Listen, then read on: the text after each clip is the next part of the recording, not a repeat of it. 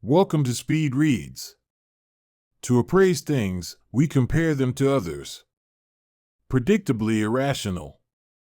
The hidden forces that shape our decisions. Lesson number 1. To appraise things, we compare them to others. Are you single? Here's a surprising tip on how to attract potential dating partners at a club. Bring along a friend who looks similar to you, only is slightly less attractive. This will greatly increase your chances of success. Why? Our minds are fundamentally wired to look for comparisons. What's more, we tend to do this in the laziest way possible, by using the easiest comparisons around. By showing up at a bar with a slightly less attractive version of yourself, you're giving your potential dating partner an easy comparison. Instead of going to the trouble of comparing lots of different-looking people, they can clearly see that you are preferable to your friend. Since you won this easy contest, and other comparisons are harder to make, you will probably be seen as the cutest person at the club. Congratulations! Just don't tell your friend why you've invited them out. Before we continue, be sure to subscribe to our channel, Speed Reads. Your support is greatly appreciated. The same tendency to compare applies to prices of products, and many marketers take advantage of this by introducing expensive decoy products that make other things seem cheaper by comparison. For example, some savvy restaurants will deliberately overprice the most expensive item on their menu, so customers will then feel the second most expensive item is relatively cheaper and wind up ordering it. Though comparing helps us make decisions, it can also make us miserable. Constantly comparing your salary, clothes, or car to others will leave you envious and in a state of perpetual displeasure with what you have. After selling his Porsche Boxster, James Hong, co-founder of HotOrNot.com, said, "I don't want to live a life of a Boxster, because when you get a Boxster, you wish you had a 911. And you know what people who have 911s wish they had? They wish they had a Ferrari." When we're offered something for free, our rational thinking goes out the window. Lesson number 2. When we're offered something for free, our rational thinking goes out the window. Few things get people to behave as irrationally as the word free. For example, people happily lug home useless free keychains from conferences or buy 2 products they don't need just because the third one is free. Free is not just a price but a powerful, almost irresistible emotional trigger. Consider a study with chocolates. People were offered a choice between tasty Lindt truffles for 15 cents a piece or considerably less tasty Hershey's Kisses for 1 cent a piece. Most people, about 73%, chose the tasty Lindt truffles. But what do you think happened when the prices were tweaked to 14 cents per truffle and 0 cents, that is, free, per Hershey's Kiss? The difference in prices was identical, 14 cents, but now one product invoked the power of free. The result? 69% of people now chose Hershey's Kisses, even though they still could have gotten the tastier truffles at a very attractive price. That's the power of free. Why this irrationality? Basically, whenever we pay for an item, we take a risk. If the item is not worth the price, we lose the money. And humans really hate losing things. Hence, when an item has no potential downside, as in, it's free, we perceive it as far more valuable than it really is. This is known as the zero price effect. The gravity of free is so powerful that companies often take advantage of it. Amazon successfully entices people to order just one more book by offering the free shipping for orders above a certain threshold. Policymakers should also understand and leverage the power of free to enact change. For example, if the government wants people to have their cholesterol levels checked regularly, they shouldn't just decrease the cost but rather make it entirely free. The first price number we hear affects what we are willing to pay later. Blank number 3. The first price we hear affects what we are willing to pay later. How much would you be willing to pay for a nice bottle of wine? What about a box of Swiss chocolates? Do you have the figures in mind? Now, if you had been asked to write down the last 2 digits of your Social Security number before answering those questions, do you think your estimates would have changed? Incredibly, the answer is probably yes. The way in which we decide what we are willing to pay for products is far more irrational than most of us realize. Research has indicated that instead of making a rational analysis of supply and demand, we in fact tend to rely on a phenomenon called arbitrary coherence. We expect prices to be coherent, so we take whatever price is first quoted to us, no matter how arbitrarily derived, and use it as an anchor to determine a reasonable price in our future purchases. For example, when a new product like an LED television hits the market, we don't know how much it's worth, so we look for an anchor. If the first price we hear is $1,200, then we expect future prices to be coherent with that sum. Hence, deals at $1,000 will probably sound pretty good, whereas offers at $1,400 will sound like a ripoff. This anchoring effect is even seen when people are asked to write down the last 2 digits of their Social Security number before bidding on products at an auction. The digits form a higher number, as in 89. The person in question will likely pay a higher price for the items, whereas a low number will have the opposite effect. It seems we'll gladly anchor prices to any number we've recently thought about when we see a new product. Blank number 4. We overvalue what we own. We overvalue what we own. At Duke University, getting tickets for basketball games is, to put it lightly, an ordeal. Students camp out for days in front of the stadium just to participate in a lottery for tickets. Before the lottery, they are a fairly homogeneous group.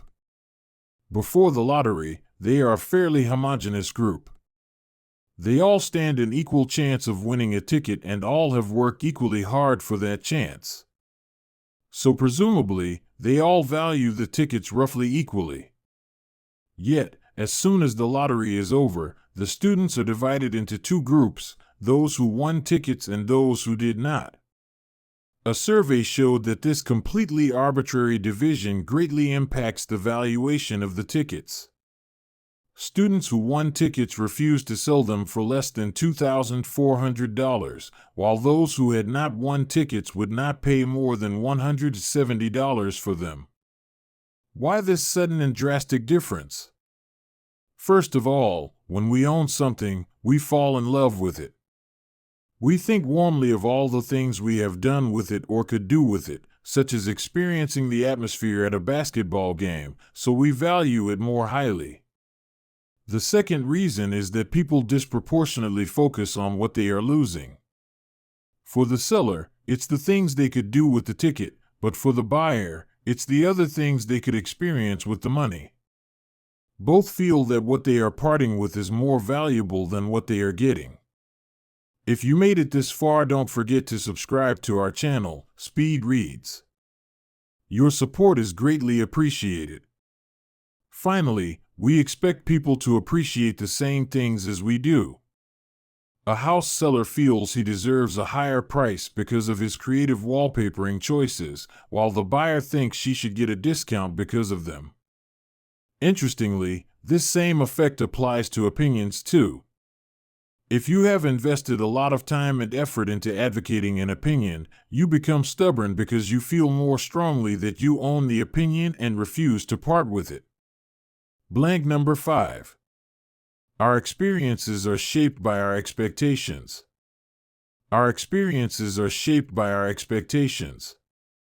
At one stage, both Pepsi and Coke claimed that consumers preferred the taste of their cola over the other, but how could both of them truthfully say this? Was one lying?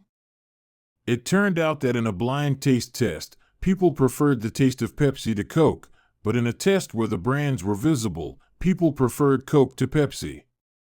Why on earth would the brand, a purely mental image, influence how the beverage tastes?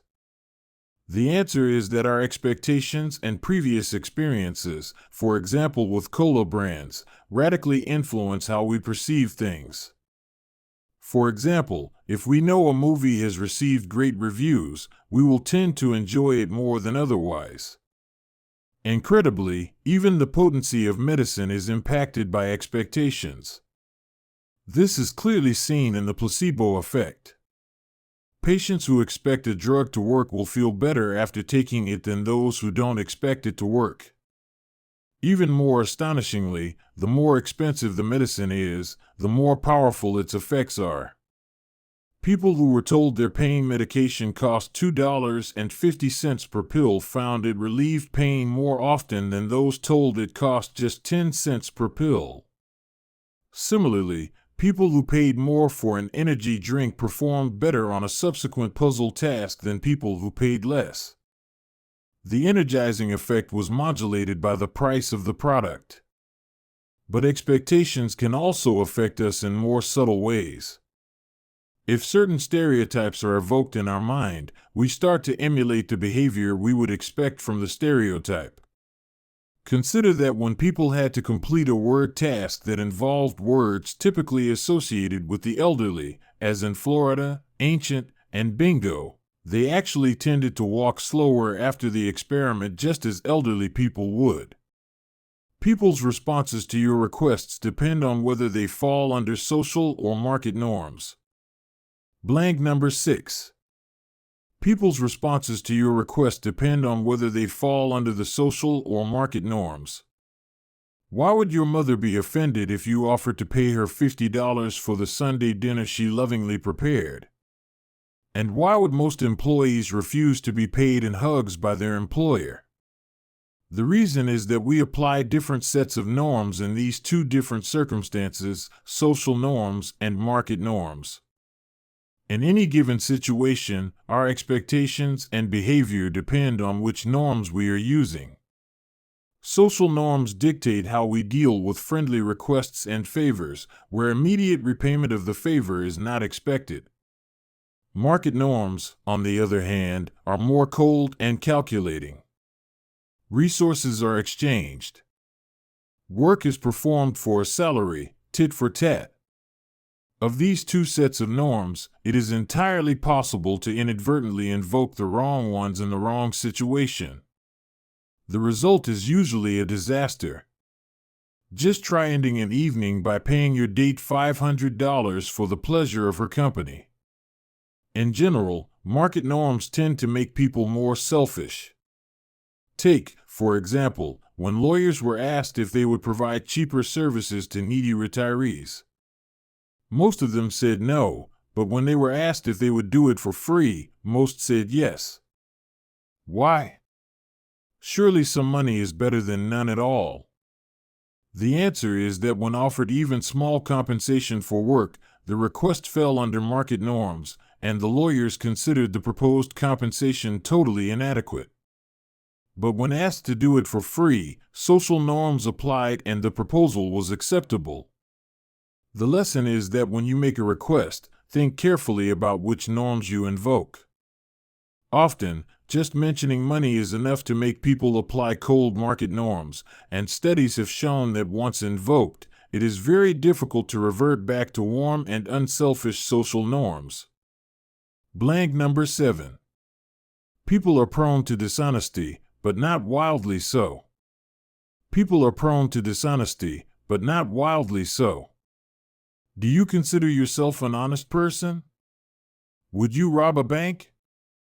Would you take a Coke from the communal fridge in the workplace if no one was looking? Studies have shown that most people are a little bit dishonest. For example, when people took a math quiz with small monetary prizes as rewards, it was found that given the chance to grade themselves, most people would cheat by slightly exaggerating their own performance. Encouragingly, though, the amount of cheating did not increase when the chances of being caught were lessened. Even when it was impossible to get caught, people did not begin to cheat massively.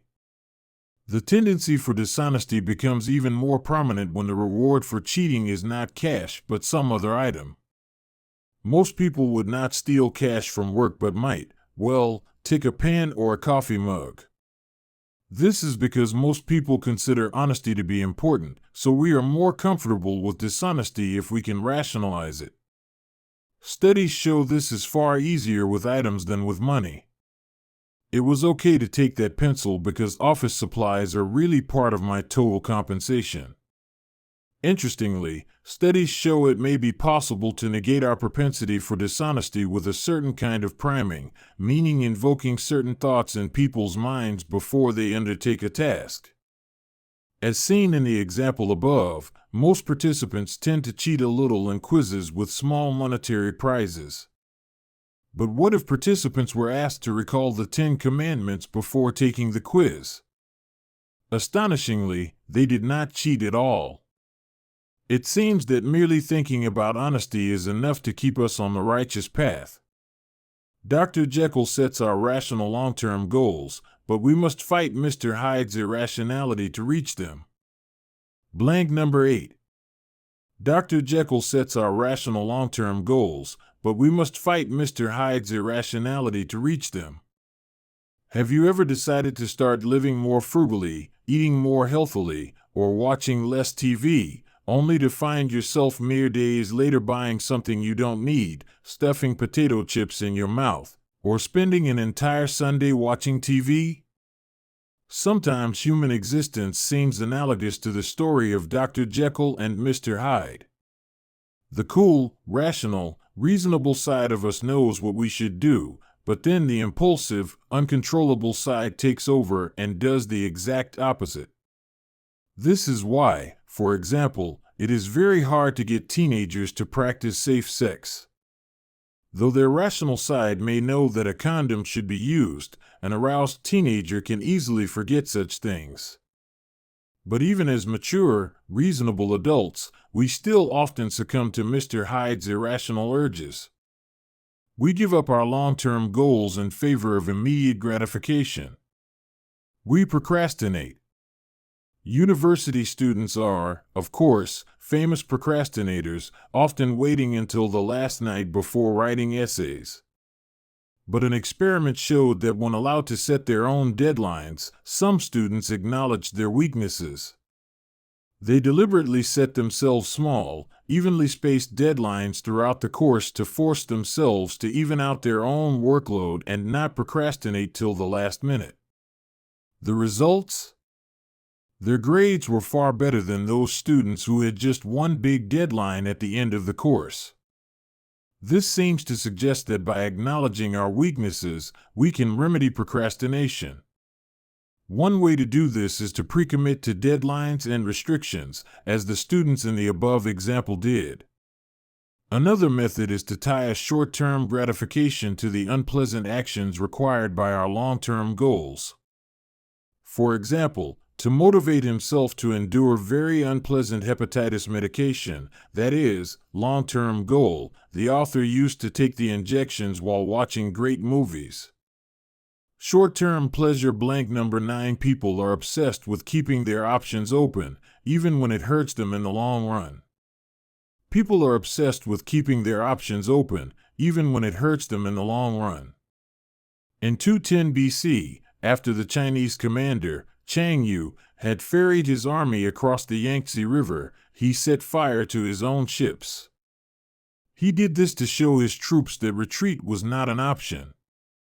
In response, they fought so ferociously that they won 9 battles consecutively. This story has become famous because deliberately closing an available option runs counter to our natural instincts. We humans try to keep our options open as much as possible, in our education, our careers, and our choice of romantic partner. Some might say that in an uncertain world, it makes sense to leave open as many avenues as possible, but studies have actually shown that this tendency is so powerful it could even be harmful. Consider a study where people were offered real monetary prizes when playing a computer game.